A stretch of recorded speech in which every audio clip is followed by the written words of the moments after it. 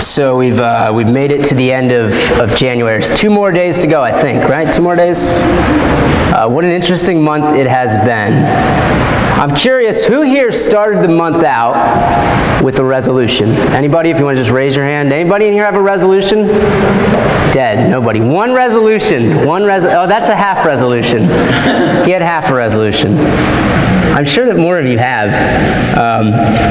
It's that time of year where we make plans and we make resolutions, and we're coming to that part where the end of the month where a lot of our resolutions kind of make it or break it. Maybe you've started to lose interest in going to the gym, or you passed by Chipotle too many times, or whatever the reason is. I made a resolution this year, sort of. I made a half resolution. I want to change my life, but I don't really want to make too many commitments about it, especially when it comes to working out. I got a 90-day video workout, kind of like P90X or those things. Have you seen those? And so my goal was over the winter to complete the 90-day workout. I normally run, and during the winter I don't run because it's freezing outside, and I'd rather not go outside at all. So my goal was to complete this program. So here I am, 30 days in, and I've done 10 days. So at this rate, and as things continue to slow down, I might finish the workout by the end of the year. Well, ain't gonna be no 90 days. January is that time of season where we make plans, we make resolutions, we make budgets, maybe we plan our vacation. It's a time that we measure our time and we look forward to a coming year. It's also a time that people reflect back on the previous year. And I think that as we enter the last couple days of January and the ink starts to dry on the plans that we've made, I wanted to spend some time in this passage, in the letter of James, that kind of puts a different perspective than what we typically would have on how we plan and how we manage our time. Maybe pretty brief today. There's a meeting afterwards. Y'all should go to that. It's going to be pretty great. I'll be back there checking the door in case any of you try to sneak out at the end. Just kidding. So we're in the book of James. It's chapter 4, 13 through 17. So if you close your Bibles, reopen them. If you've never read the letter of James, it's a pretty great book. It's short, 5 chapters, so it'll take you about an hour to read maybe. If you have nothing to do this afternoon, there you go. You can read it before you go to bed. It does not take very long to read. Just a little background I want to give you before we talk about this passage. James is a challenging book. It's difficult theologically, and it's difficult to apply to your life. Now, the passage we're looking at is not particularly theologically challenging, but I do think it is challenging, nonetheless, to apply it to your life. It's a short letter, and it's written by the brother of one of my favorite Bible characters. You may have heard of him. His name is Jesus. And I always wondered, the little brother of Jesus, if he had self-esteem issues. Some people, they have an older brother that's athletic, and some people have an older brother that's smart. Some people have an older brother that's popular. And then there's James. His older brother was God. And I picture that growing up, he must have got invited to a lot of parties just hoping that he also could turn the water into wine. What an interesting life it must have been to be the brother of Jesus. And of course, James didn't have self-esteem problems. As a matter of fact, his nickname was James the Just. Go figure. I guess holiness kind of runs in the family. What a remarkable letter. What a remarkable man. And the letter, if you've read it before, contrasts what it looks like to follow Christ in a world that doesn't follow Christ. What does it look like to be a disciple of Jesus Christ in a world that hates Christ? And so the letter it talks a little bit about plans, but it doesn't just talk about plans and time management. It deals with the words that you say, how you treat others, how you think about others, how you love the poor. Very challenging book. Very challenging book. James has a remarkable ability to show your shortcomings. I heard one pastor say as I was preparing for this message that when you read the book of James, you read the letter of James, you recognize how much you need Jesus. James will tear you apart. He will reveal your sinfulness. He'll reveal your shortcomings.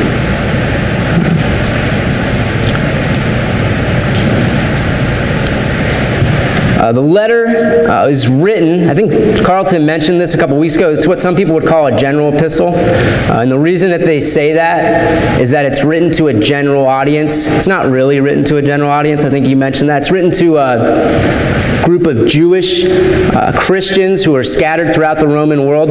However, the reason they might say general is that it's not necessarily written to one church or one person, but rather a general audience. And I think some of the reasons that people would call James a general book is because a lot of times I think it speaks to us because much of the culture that James is writing to is very similar to the culture that we live in today.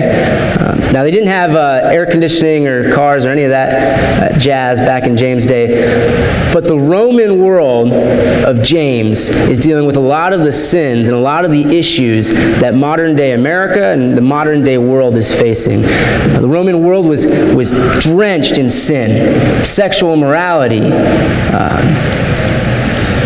It was a selfish culture, drunkenness, strife, all kinds of problems. It was an empire with all kinds of people groups in it, some of which who didn't want to be a part of the empire. It was a very difficult culture to be a Christian in. Much like 21st century America, much like the world today, much like the West today.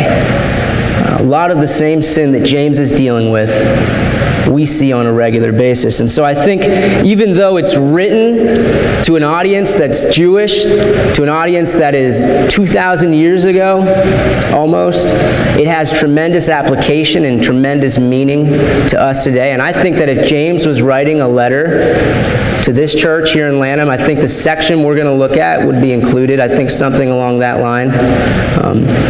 I think a lot of the information in the letter would be included because it's a warning that we need to pay attention to.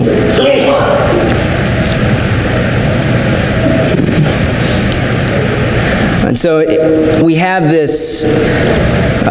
context of this letter. James, the brother of Jesus, a respected leader in the Jerusalem church, is writing to these young believers who are living in a completely godless culture. And so he is instructing them on what it looks like to follow Jesus in this culture. James 4:13 through 17 deals with the issue of time, how we spend our time, how we plan, and perhaps more importantly, what is the priority in our life, and what the priority is when it comes to time. So it's fitting, I think, that as we wrap up January, as the ink starts to dry on our plans, that we listen to the wisdom of Pastor James on the subject. We already read the passage. I'm going to read it one more time. Y'all can stay seated during this. I'm reading from the ESV, so it'll be a little different. That's how I prepared my sermon in. Just listen one more time. Listen closely.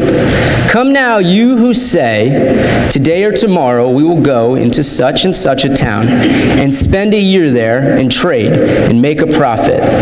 Yet you do not know what tomorrow will bring. What is your life? For you are a mist that appears for a little time and then vanishes. Instead, you ought to say, if the Lord wills, we will live and do this or that. As it is, you boast in your arrogance. All such boasting is evil. So whoever knows the right thing to do and fails to do it, for him it is sin. So at first glance, when you read this passage, and a lot of people get this false interpretation, they look at what James is saying and they say, I don't have to plan. It is wrong to plan. If you're a procrastinator like me, you may be tempted to make verse 13 your life verse. Finally, God has revealed to me the truth. I don't have to plan. I'll just take things as they come. But I don't think, as we dig into this letter, that's what James is saying at all. I don't think James is anti-planning. I don't think he is against against you planning for vacation or retirement or whatever is to come to pass, but I think the issue at hand is a priority issue. Keep in mind,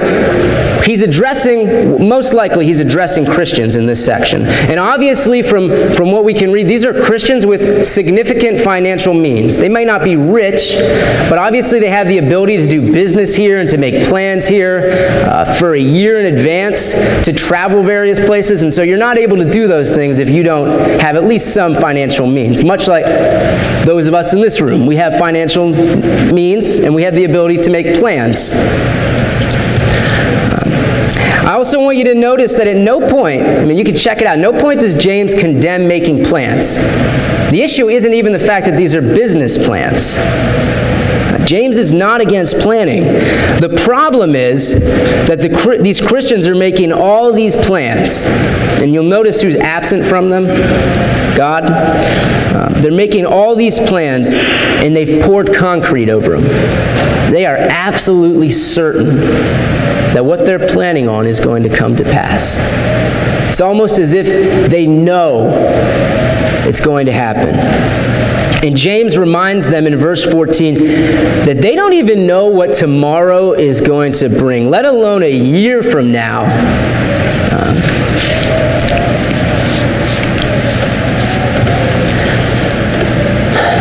James says that life is uncertain.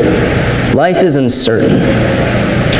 We make all these plans, where we're going to go to college, who we're going to marry, what we're going to eat for lunch today, what we're going to drive to work tomorrow. We make all these plans. We are a planning people. Where we're going to go for vacation, where we're going to live at when we retire, what house we're going to move into next, what the future holds for us. We are a planning people. We make all these plans. But James says that we don't even know what tomorrow is going to bring. And the issue isn't that we make the plans. That's not the problem. The problem is when we are certain that those plans will come to pass. Because the reality is, more often than not, they won't. And the funny thing is, who gets blamed when our plans don't work? God. God is the one that gets blamed. Some of us in this room are probably planning on retiring from jobs that won't be there. We're planning on spending our life with people who won't be there. We're planning on all kinds of things. Driving to work on this week in a car that might not work, that might not be there. We make plans all the time that just don't come to pass. And then we blame God when they don't. We sit there, and I'm sure none of us have said this, right? God, why would you allow my tire to go flat right now? God, why would you let our vacation get ruined like this? God, how could you allow me to lose my job? And we get so angry and so frustrated. And the crazy thing is, God's never promised you almost everything that you've planned for, that you think is certain, that you know you've been given. God never promised it. Check it out. I don't know anywhere in the scripture that it says that you've been guaranteed a job or a ride to church.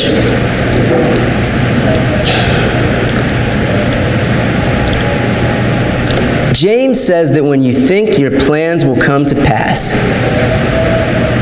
that you're arrogant, that you're boasting in the future. And he says, I'm kind of translating my own little bit here. Basically, he's calling you a fool, right? If the reality is what you're planning for won't come to pass, you're an arrogant fool, because that's a waste of your time. And I think, man, what is the future going to bring? We don't know. It's uncertain. And James is being generous because he says you don't know what tomorrow is going to bring. The truth is, we don't know what the rest of today is going to bring. We don't know. I'm planning on eating lunch, going to youth group. I don't know that that's going to happen. That's my plan. It's unlikely, I suppose you could say, that anything will upset that, but I don't know. Theoretically, I could walk outside and get hit by a bus. I don't know. Our lives are so fragile. A phone call, I heard someone say, a phone call could change your life. Right now, the phone buzzing in your pocket could change your life. Somebody passed away. You're getting laid off. Your house is burning down. A phone call could change your life, could change your plans for today, could change your future. Just one phone call. We are such fragile creatures. We live in such a fragile life. This future is uncertain. And I think how many of us 5 years ago thought that we'd be working jobs that aren't there? How many of us 5 years ago thought that we'd be spending this time, even maybe here at this service, with somebody who's not here? How many of us 5 years ago thought that we'd be driving this car, that'd be living in this house? How many of us? And if you think about it, the plans that you had 5 years ago and what's come to pass, probably very, very different. As I was reading this passage, I thought about September 11th, 2001. How many lunch plans do you think got canceled in New York City? How many family dinners got canceled? 3,000 people, almost 3,000 people died. And all of them had plans for the future. Big plans. Plans like most of you in this room have, like I have. Life is uncertain, and we don't even know if we're going to be alive. James says, life's uncertain, it's unexpected. Life is brief. Life is brief. And so at the end of verse 14, James asks this question, and maybe you've asked it, what is your life? What is your life? Talk about the quintessential human question. What is your life? What's my purpose? Why am I here? What am I doing? What is it that I'm supposed to be doing? What is your life? It's the question that everybody, I imagine, who's ever lived has asked. And if they haven't asked it, they're trying to hide it so they don't have to deal with it. What is my life? James throws this difficult question, and I have to say he gives a very bleak answer. He gives a very bleak answer. James describes our life as a mist, a vapor. And what he's talking about is not that fog that rolls in the morning and settles and stays there all day long. James is describing something more instantaneous. A couple weeks ago, maybe some of you have done this before, I forgot to check the oil level in my oil tank. And so I woke up in the morning, I opened my eyes, and I took a breath. Heat had gone out. I could see my breath. And it was there for a moment, then it was gone. Life is so brief. It's like a breath in the cold. It's just there, and then it's gone. And that's what James says about our life, that it's unexpected, and it's really, really short. I mean, think about it. How many of us in this room know our great-grandparents? Your great-grandparents, your great-great-grandparents. I mean, how far back do you go? Beverly's raising her hand. She's got it down. So often, even people who didn't live that long ago are forgotten in our memory. People that may have had a significant impact on us, where we live at, and who we are today. You may have never met them, but that's the reality about life. It's so short, it's just a moment, and then it's gone. And it's remarkable how time will forget you. That's the sad reality. What is your life? It's unexpected, it's uncertain, and it's not very long. So the problem in this short passage isn't that these Christians are making plans.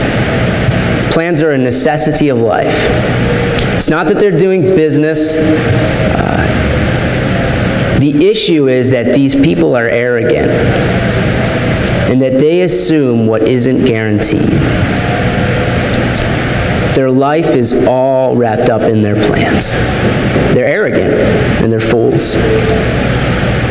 And the problem is an authority issue. The people that James is describing think that they're Christians. Letters addressed to Christians. These people think that they are in charge of their own life. And check it out. Verse 15, James says that instead of living arrogantly, instead of assuming what's to pass, instead of putting yourself in charge of your life, James says that you should say, if the Lord wills, we will live and do this or that. We don't know what tomorrow is going to bring, but God does. God is sovereign. Big word. God is in charge. God knows the future. God is sovereign. And that's what the whole passage is all about. You are not sovereign. You are not in control of your life. And check it out, God is. And your life should reflect that. And so just a disclaimer, maybe you've met somebody like this. James is not encouraging you to become the super cliche Christian you've always wanted to be. You don't need to answer every question with, if the Lord wills.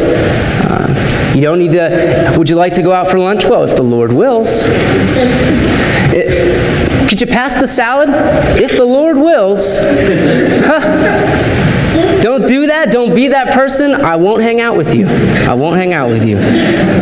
James isn't asking these people to be that cliche Christian that we've never wanted to be. James wants this truth, though, to be embodied in their lives. That God is sovereign. And so James isn't telling them not to make plans. He's simply asking them not to worship those plans. He's telling his audience here, don't pour concrete on what you think is going to happen. Don't be certain that it will come to pass. Because the reality is, whatever it is that we're planning might not be what God's planning. We may intend to spend a year here, and God may intend us to spend a year here. We may intend to have a job at this particular place, and God's intention may be to have a job here. We may intend to spend our money on this, but God would intend us to spend our money on this. We may plan on going on vacation here, but God would much rather you spend that time with somebody in your family that won't be there. We just don't know. And we shouldn't assume that our plan is God's plan. We shouldn't assume that. And we shouldn't live our life in a box and refuse to see opportunities that God has given us. Don't demand that your plan for your life be God's plan for your life. Instead, you ought to say, if the Lord wills, we will do this or that. Life is uncertain. Life is brief. God is sovereign. And the problem is that we live in a culture and we live in a church that's much like the audience that James is addressing. Our priorities are so often all messed up. And we believe, and even many of us Christians believe, that authority rests with us. And I hear Christians talk about this all the time, and they talk like this, and they act like this. And so we sometimes get this idea, and maybe you've never had this idea, I'm sure you all are perfect people, but sometimes we think that when we do the right thing, we're doing God a service. When I come to Sunday morning, I'm doing God a service. When I volunteer during the week, or I'm a part of a ministry, I'm doing God a favor. When I share the gospel, I get my gold star, and I did something for God. And so here's the deal, though. God doesn't want more of your time. I don't know if you've ever thought that. God's not looking for your Sunday morning. He's actually not interested in your Wednesday nights or your Friday nights. He's not looking for 10 minutes a day in the beginning of the morning. He's God. He owns your time. All of it. He is sovereign. You are His creation. We are made by Him, and He is God. And we've got to be able to recognize that and see that in our lives. And if we're not, then the hard truth is we're living in sin.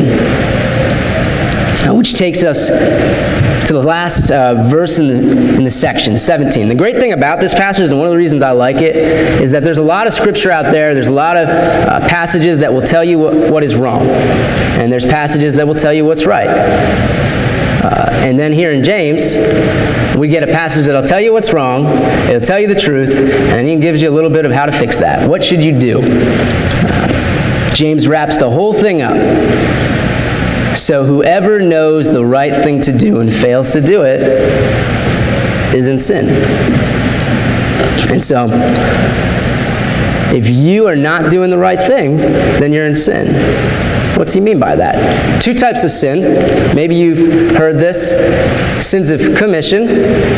And these are sins that we commit. So these are the big sins that we all typically think of. Adultery, stealing, murder, gossip.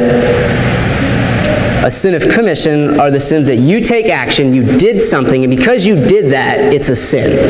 And those are bad, by the way. And I think that James' advice here could apply for those. It's good advice for a lot of things. It's good advice for a lot of things. If you have sin in your life, dealing with it now will save you a lot of problems in the long run.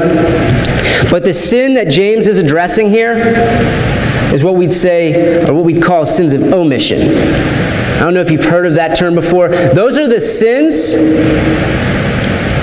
that you've committed because you failed to do the right thing. You had an opportunity to serve God. You had an opportunity to do what's right. God has commanded you, perhaps in His Word, to do this thing, and you didn't, and you walked by.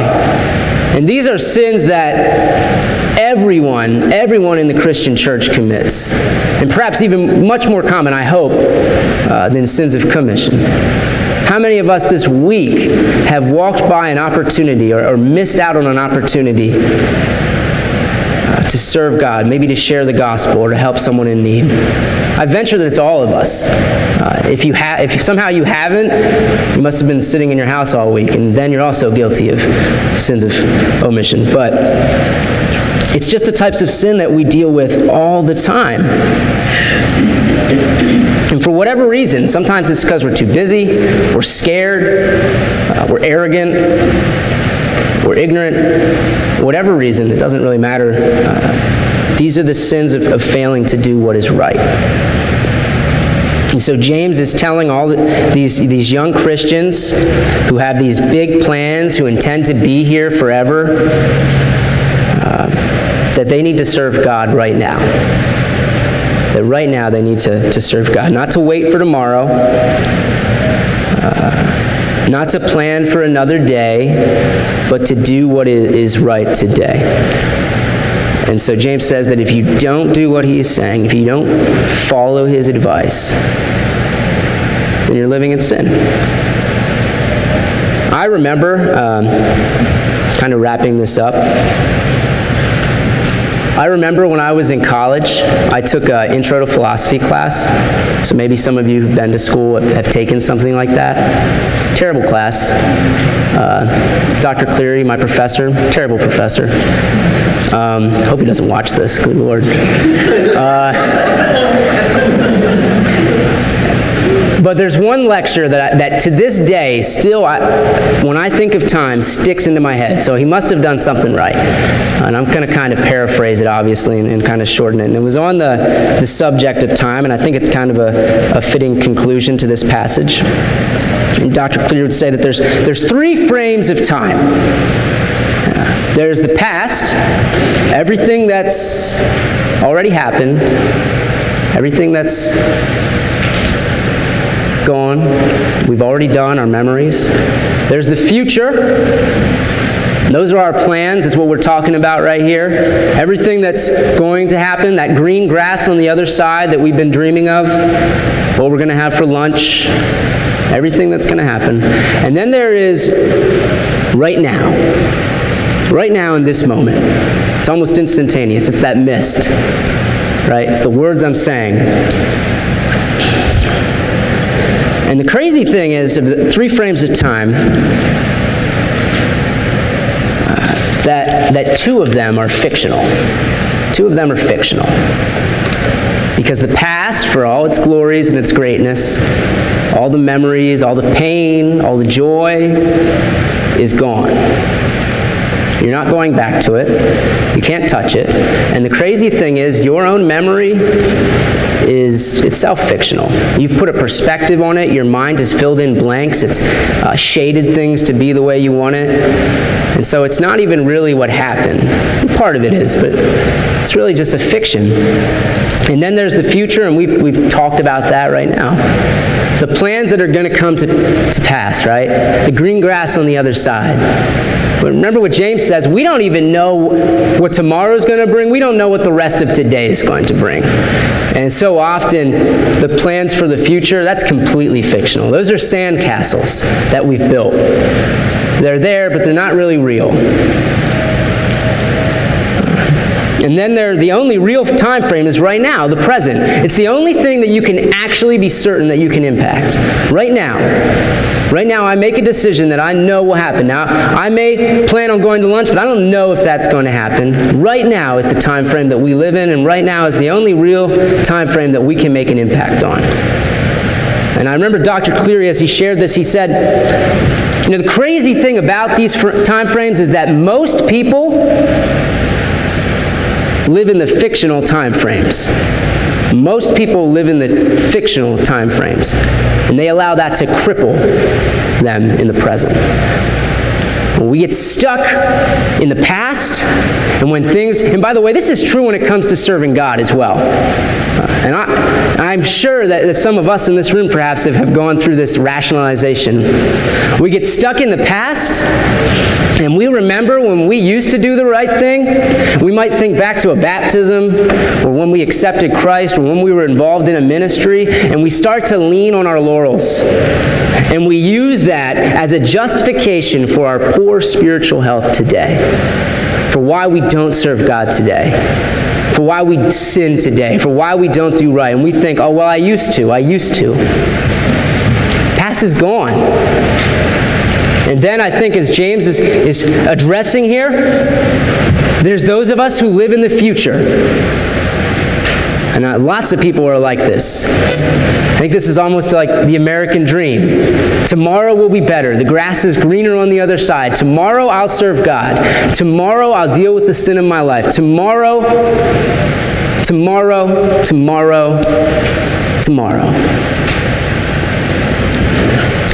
Tomorrow's not coming. It may never come to pass, and tomorrow's always one day off.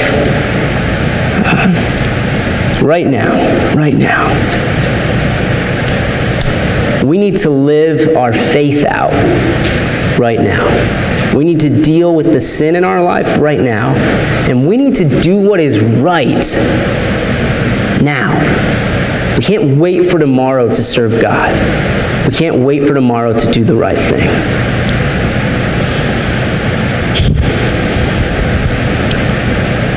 Life is uncertain. It's so short. So we need to do what is right today. We need to serve God today. We can't wait for tomorrow. We can't wait even for lunch. My hope is, my prayer, as we finish up here, I've left the last section in the notes blank. You may have already filled it in. If you did, cross that out. If you're a Christian, if you're a believer, much like the people James is addressing, it's a broad audience. I'm sure they knew right away. If there's something in your life that you need to deal with, whether or not it's a sin of commission, which isn't really what James is talking about, but that's true as well, as far as dealing with it right now, or a sin of omission, something you're failing to do. If you're a Christ follower and you're guilty of these things, you probably already know it. And if you can't think of anything that you could do, well, you're probably also guilty of sin.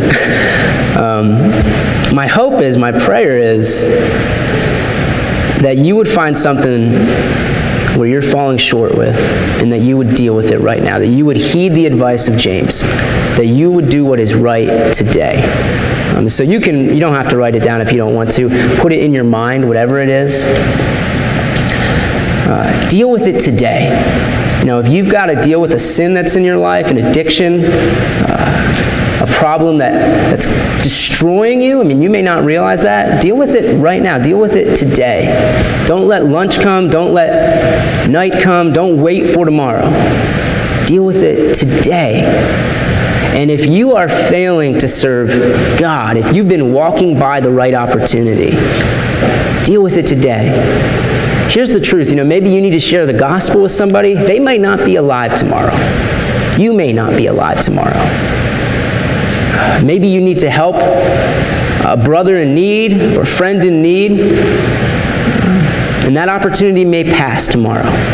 Whatever it is that you're not doing, if there's something in your life and that God has revealed to you, and I think you probably already know it, my challenge is that you would deal with that today. And so as I close in prayer, and the worship team will come up shortly, my hope is that you don't live your faith out in fictional time frames.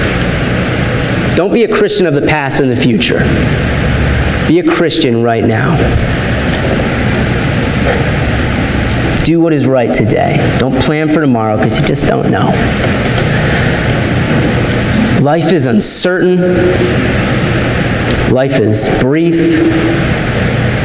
God is sovereign.